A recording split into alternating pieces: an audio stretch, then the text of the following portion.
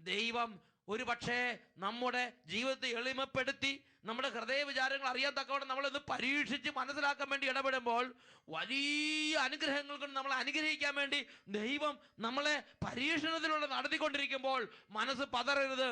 1 വർഷമോ 2 വർഷമോ 5 വർഷമോ 10 വർഷമോ 20 വർഷമോ 30 വർഷമോ ഒരു അനുഗ്രഹം താമസിച്ചാലും നിങ്ങൾക്ക് ഈ 30 വർഷവും നഷ്ടപ്പെട്ടതെല്ലാം ഒരു ക്ഷണം കൊണ്ട് തിരിച്ചു തരാൻ കഴിവുള്ളവനാണ് കർത്താവ്. സഭാപ്രസംഗന്റെ പുസ്തകത്തിൽ 3-ാം അധ്യായം 15-ാം തിരുലിഖിതത്തിൽ പഠിപ്പിക്കുകയാണ്, നഷ്ടപ്പെട്ട ഓരോന്നും യഥാകാലം അവൻ തിരികെ നൽകും. നഷ്ടപ്പെട്ട ഓരോന്നും യഥാകാലം തിരികെ തരാൻ കഴിവുള്ളവനാണ് ജീവിക്കുന്ന ദൈവമായ കർത്താവ്. ഞാനും നിങ്ങളും ജീവിതയാത്രയിൽ ചഞ്ചല ചിത്തനാകരുത്. ചില കാര്യങ്ങൾക്ക് വേണ്ടി നമ്മൾ പ്രാർത്ഥിച്ചു, ചില കാര്യങ്ങൾക്ക് വേണ്ടി നമ്മൾ ദൈവസന്നിധിയിൽ മുട്ടിപ്പായി അപേക്ഷിച്ചു. ദൈവം താമസിക്കുന്നുവെങ്കിൽ മനസ്സിൽ ദുർബലപ്പെടരുത്. ഇതിനെക്കുറിച്ച് പരിശുദ്ധാത്മാവ് നിറഞ്ഞ ശ്ലീഹ യാക്കോബ് ശ്ലീഹയുടെ ലേഖനത്തിൽ 1-ാം അധ്യായത്തിൽ 7-ഉം 8-ഉം തിരുലിഖിതങ്ങളിൽ ശ്ലീഹ പഠിപ്പിക്കുകയാണ്, സംശയ മനസ്കനും എല്ലാ കാര്യങ്ങളിലും ചഞ്ചല പ്രകൃതിയുമായ ഒരുവന് എന്തെങ്കിലും കർത്താവിൽ നിന്ന് ലഭിക്കുമെന്ന് കരുതരുത്. സംശയ മനസ്കനും എല്ലാ കാര്യങ്ങളിലും ചഞ്ചല പ്രകൃതിയുമായ ഒരുവന് കർത്താവിൽ നിന്ന് എന്തെങ്കിലും ലഭിക്കുമെന്ന് നിങ്ങൾ വിചാരിക്കരുത്. ഒരു ആത്മീയനാണോ നീ? നീ ഒരു പ്രാർത്ഥിക്കുന്നവനാണോ? നീ ദൈവത്തിന്റെ വഴികളിലൂടെ നടക്കുന്നവനാണോ? നീ ദൈവത്തോട് അപേക്ഷിക്കുന്നവനാണോ? നീ മനസ്സിലാക്കേണ്ട ഒരു കർശന പാഠമാണിത്. സംശയ പ്രകൃതിയും ചഞ്ചല മനസ്കനുമാണെങ്കിൽ വചനം പഠിപ്പിക്കുകയാണ്, ദൈവത്തിൽ നിന്ന് ഒന്നും കിട്ടുമെന്ന് നീ പ്രതീക്ഷിക്കരുത്. ദൈവത്തിന്റെ വചനം യാക്കോബ് ശ്ലീഹ ലേഖനത്തിൽ 1-ാം അധ്യായത്തിൽ 6-ാമത്തെ വചനത്തിൽ പഠിപ്പിക്കുകയാണ്, സംശയിക്കാതെ വിശ്വാസത്തോടെ വേണം ചോദിക്കാൻ. സംശയിക്കുന്നവൻ കാറ്റിൽ ഇളകി മറിയുന്ന കടലിലെ തിരമാലകൾക്ക് സദൃശൻ തന്നെ. ഹല്ലേലൂയ. ഒരു ആത്മീയനാണെങ്കിൽ മനസ്സിലൊരു അല്പം ഒരു ഉറപ്പ് വേണം. ഞാൻ ആരിലാണ് വിശ്വസിക്കുന്നത്? ഞാൻ ആരോടാണ് പ്രാർത്ഥിക്കുന്നത്? ഞാൻ എൻ്റെ ജീവിക്കുന്ന ദൈവത്തോട്, ഞാൻ കല്ലിനോടും മണ്ണിനോടും അല്ല, ഞാൻ ജീവിക്കുന്ന എൻ്റെ കർത്താവിനോടാണ് പ്രാർത്ഥിക്കുന്നത്.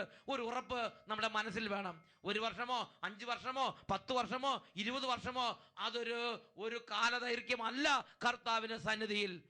ജെറമിയ പ്രവചനത്തിൽ 31-ാം അധ്യായത്തിൽ 16-ാം തിരുലിഖിതം കർത്താവ് അരുളി ചെയ്യുന്നു, കരച്ചിൽ നിർത്തി കണ്ണുനീർ തുടയ്ക്കൂ, നിന്റെ യാതനകൾക്ക് പ്രതിഫലം ലഭിക്കും.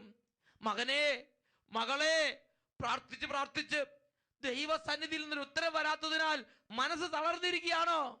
മനസ്സിൽ വിശ്വാസം ദുർബലപ്പെടുകയാണോ? ദൈവം എൻ്റെ പ്രാർത്ഥന കേൾക്കുന്നില്ലേ, എന്താ എൻ്റെ പ്രാർത്ഥന കേൾക്കാത്തത് എന്ന് ചിന്തിച്ചിരിക്കുന്ന ഒരു അന്തരീക്ഷത്തിലൂടെയാണോ നീ കടന്നു പോകുന്നത്? കരച്ചിൽ നിർത്തി കണ്ണുനീർ തുടയ്ക്കൂ, നിന്റെ യാതനകൾക്ക് കർത്താവ് പ്രതിഫലം നൽകും.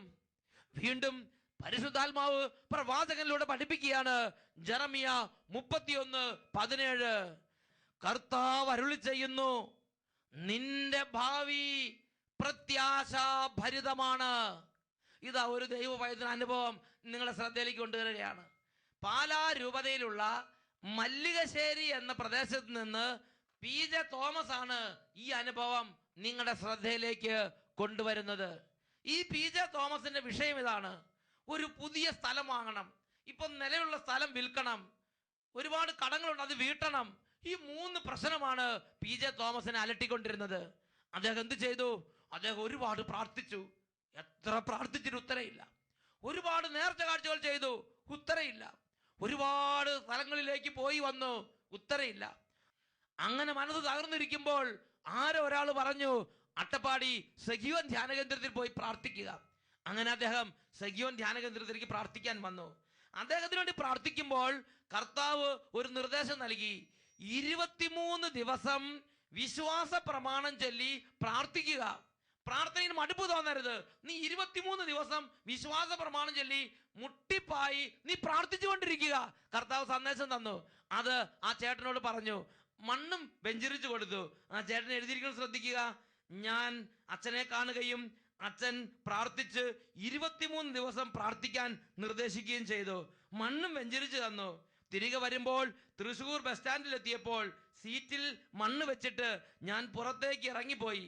തിരിച്ചു വന്നപ്പോൾ ബസ് വിട്ടുപോയി. ഈ സമയം എന്ത് ചെയ്യണമെന്ന് അറിയാതെ ഞാൻ മനപ്രയാസപ്പെട്ട് സ്റ്റാൻഡിൽ തരിച്ചു നിന്നുപോയി.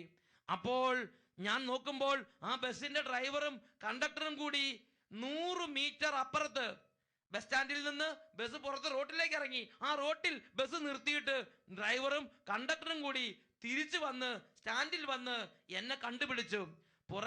പുറകിൽ നിന്ന് ടിക്കറ്റ് എഴുതി വന്നത് കൊണ്ട് സീറ്റിൽ കൂടിയിരിക്കുന്നത് കണ്ട് കണ്ടക്ടർ പെട്ടെന്ന് ബസ് നിർത്തി എന്നെ അന്വേഷിച്ച് പുറപ്പെടുകയായിരുന്നു. ഇങ്ങനെ നിർത്തിയിട്ട് ഞങ്ങൾ ആരെയും ഇന്ന് വരെ വന്ന് വിളിച്ചിട്ടില്ല എന്ന് അവരെന്നോട് പറഞ്ഞു. ഇത് ദൈവത്തിന്റെ ഭയങ്കരമായ ഇടപെടലായിരുന്നു. അതിനുശേഷം അച്ഛൻ പറഞ്ഞ പ്രകാരം 23 ദിവസം ഞങ്ങൾ പ്രാർത്ഥിച്ചു. 23-ാം ദിവസം രാവിലെ ഞങ്ങൾ പള്ളിയിൽ പോയി വരുമ്പോൾ സ്ഥലം വാങ്ങാനുള്ള ആൾ കാത്തു നിൽക്കുന്ന കാഴ്ചയാണ് ഞങ്ങൾ കണ്ടത്. ഞങ്ങൾ ഉദ്ദേശിച്ച വിലയ്ക്ക് തന്നെ സ്ഥലം വിൽക്കാൻ സാധിച്ചു. വിറ്റ ഉടനെ തന്നെ ഞങ്ങൾക്ക് എല്ലാ കടങ്ങളും വീട്ടാനും പുതിയ നല്ലൊരു സ്ഥലം കണ്ടുപിടിച്ച് വാങ്ങാനും സാധിച്ചു.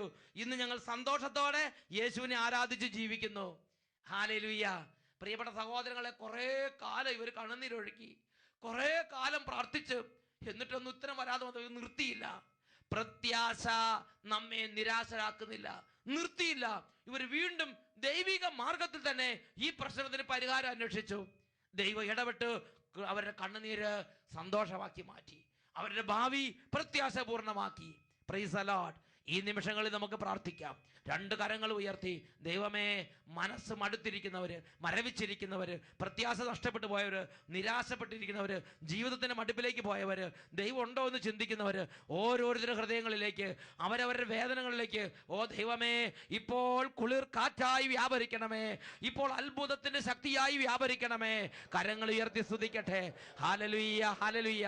ഓ, ഈജിപ്തിലും ഇസ്രായേലിലും എല്ലാ ജനതകളുടെ ഇടയിലും ഇന്നോളം അത്ഭുതങ്ങൾ പ്രവർത്തിച്ച് പ്രസിദ്ധനായ കർത്താവേ, ഈ കുടുംബത്തിന് വേണ്ടി ഒരു അത്ഭുതം ഇന്ന് പ്രവർത്തിക്കണമേ.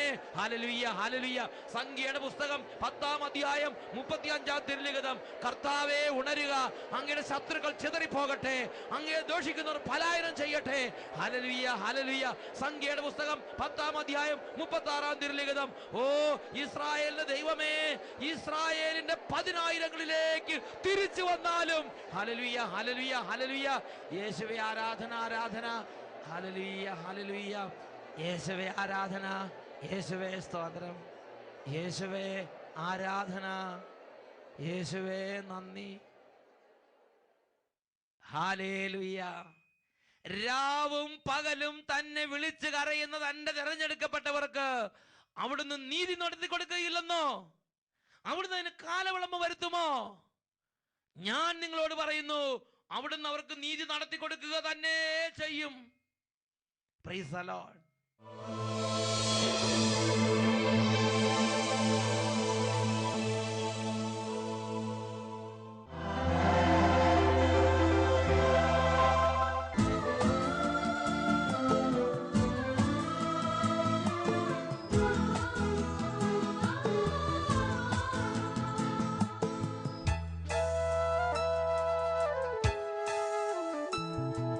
സ്വർഗത്തിൽ നിന്നും ഭൂവിലിറങ്ങിയ സ്വർഗീയ ഭോജ്യമേ, നിത്യമാം ജീവൻ ഞങ്ങൾക്കു നൽകും ജീവന്റെ ആഹാരമേ, ജീവന്റെ ആഹാരമേ. ആരാധന, സ്തുതി, സ്തോത്രം. ആരാധന, സ്തുതി, സ്തോത്രം. ആരാധന, സ്തുതി, സ്തോത്രം. ആരാധന, സ്തുതി, സ്തോത്രം. സ്വർഗത്തിൽ നിന്നും ഭൂവിലിറങ്ങിയ സ്വർഗീയ ഭോജ്യമേ. വിശുദ്ധ ലൂക്കായുടെ സുവിശേഷം 1-ാം അധ്യായം 45-ാം തിരുലിഖിതം. കർത്താവ് അരുളി ചെയ്ത കാര്യങ്ങൾ നിറവേറുമെന്ന് വിശ്വസിച്ചവൾ ഭാഗ്യവതി.